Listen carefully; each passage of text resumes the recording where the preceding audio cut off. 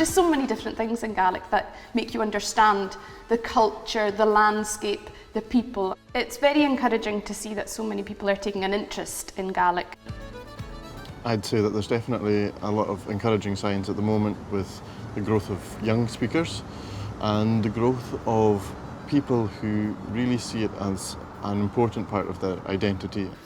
I think Gaelic is in a good place. I think more and more people in Scotland and beyond are realising the value of Gaelic and that we really should do everything we can to keep it a living language.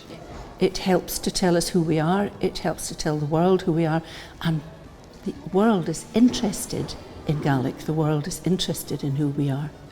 I think it's integral to the country itself and our identity, and I think within the Gaelic language there's so much of the culture and the tradition and the meaning of the land.